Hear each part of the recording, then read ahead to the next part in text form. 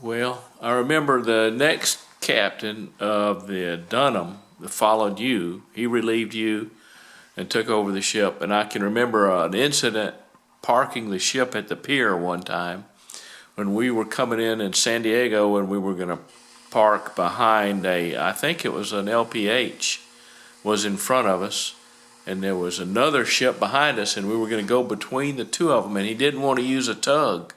He wanted to do it all by himself. And so he got in there and he started getting it into the position, and he went forward, and he had poured on too much juice, and it went just a little too fast, and then he said to back down full to stop it before it ran into this LPH, and the flight deck was going to come right over us. Oh, yeah.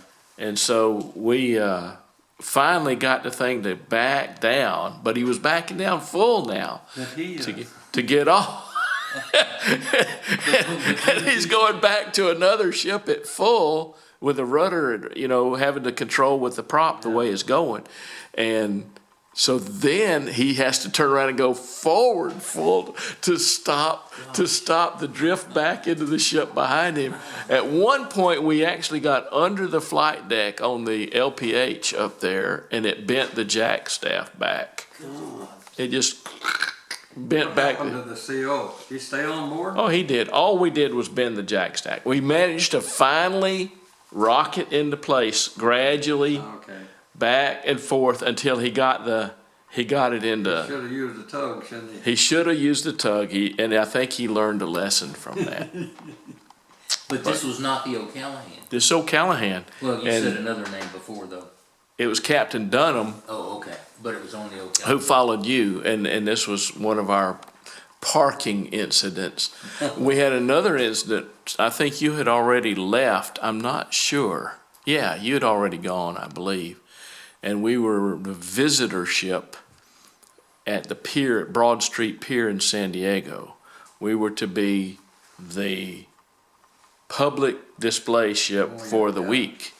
And so we pulled into port, and he let Lieutenant Fitzgibbons.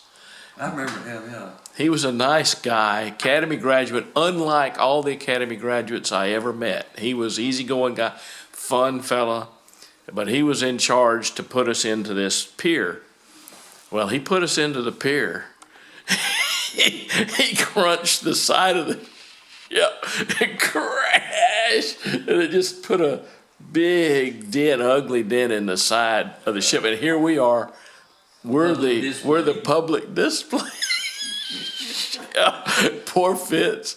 And he got his next assignment was some radio station on an island 500 miles off San Francisco. Poor Fitz. On the first destroyer I went on as a young officer, the skipper was Homer Howard Hastings III, I think. Homer Howard Hastings III. He was the wildest ship handler you've ever seen, but he was good.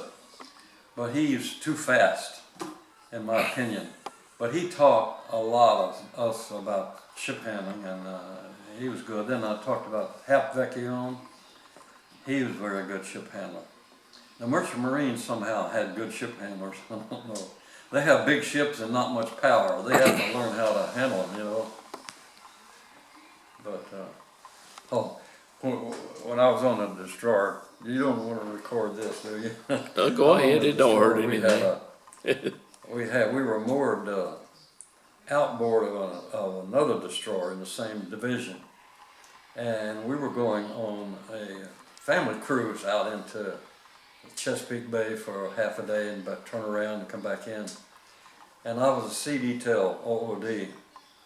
Well, I had a friend on the inboard ship named, what the heck is it? He was a Merchant Marine. That's what you think of. He's a Merchant Marine graduate, and I'll think of it in a minute.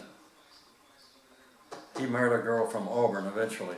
But anyway, he was dating a girl, and I didn't really realize that. She was the daughter of merchant that had a Mexican restaurant near the pier.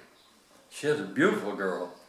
So I used to go in there, I was a bachelor, I used to go in there and flirt with her a little bit. So I was telling her about we were going out on a family cruise. Can I go? Can I go? I said, well, sure, I can invite you. So I invited her to go, and so I'm up on the bridge, she's up there with me, and we were getting ready to get underway. And lo and behold, my friend, what is his name? The merchant marine officer, came up on the bridge of the inboard ship, and that was his girlfriend. It was his girlfriend, yeah. She didn't tell him she was going. Oh. You're taking his girl out. You don't know. Who brought you over there? She was a pretty little girl. Oh. But that was funny. He was one of the first young officers. He really left the party. For some reason, all the merchant mariners left the party. And he was the first guy I ever saw that spent over $100 one night partying. And that Wow. was way back when In those days $100 was when- a lot of money. Today, that would be $800. And I was with him, and we had been somewhere, and we wound up in a place, and he said, when the time to come, he said, keep the place open. I'll pick up the tab. Close the front doors. We continued to party there, and it was well over $100, and he rolled out the money. Gosh. Oh, he died a few years ago. They moved back to Auburn after he retired. He made Navy captain before he retired. And I'm trying to think of her name and his name. But he was a great guy. One time we were at the Naval Post Rugby School, and we had a little too much vinegar. And he said, let's go play ship driving. And he had a pretty late model Ford, four-door. He said, you be the coxsman, and I'll be the conning officer. And I do just what he told me. We hit a few trees. We messed up his car pretty bad, and we found ourselves on the CO's carpet the next. He said, "What in the world are you crazy people doing?" He was the same guy. Oh, man. And he, like I said, he married a girl out of Auburn. She was a naval lieutenant commander. Ah. And they met her somewhere. Oh, I met her at Monterey. She was on the staff at Monterey, and he was there for General Line and Naval Science School, and I was there for about 2 years of college, finished college. But we'd served in the destroyers together, and that incident happened. So as soon as he looked me up as soon as he got there, and he said, "I'm looking for a girl, you know me." So I introduced him to the girl, really nice. She was an engineering type graduate from Auburn. And they hit it off like you wouldn't believe, and they got married. And I think they had one child eventually. But his health failed. He had dementia or something. You know, that's a terrible disease, you know. I've had 2 senior officers that wound up, with 3 actually, and they didn't even know the family by the time it was all over. Well, the fellow that relieved you on the O'Callahan, Dunham, he got dementia, Alzheimer's in his 50s, and he passed away a long time ago. You remember I told you about Jocko Garrison, the Admiral's pilot? He Yeah. was a rambunctious party man. He made commander. He didn't make captain. He made commander and retired. And one time I was near Pensacola. He retired in Pensacola. And I inquired and found out where he was. In fact, he was still in the same house that he's living in. His wife's name was Dot. So I called the house, and Dot said, "Well, you're welcome to come, but he may not know you." And so I went out there, and sure enough, he was in a wheelchair.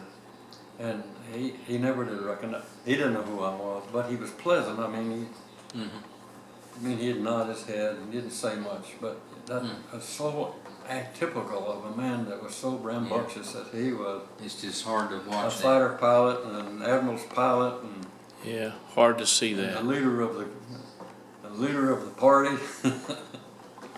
Josh, Jack Garish. Jack Garish. Jack Garish. Jackgirisch. There's probably some Garishes in Pensacola. Yeah. Her name was Dot. She was a sweet lady, and we'd go to functions that the staff would have, and I'd see her and how sweet, and she was a pretty woman, how he could carry on like he did every time he'd leave every time he'd take off, he'd take his ring off, I'm sure. Well, it takes a special woman to handle somebody like I had an that. executive officer one time on I guess it's on the Endurance. And when we get on the way and they'd order single up, he'd come over to Captain, he'd offer me, he said, "You said single up." Give you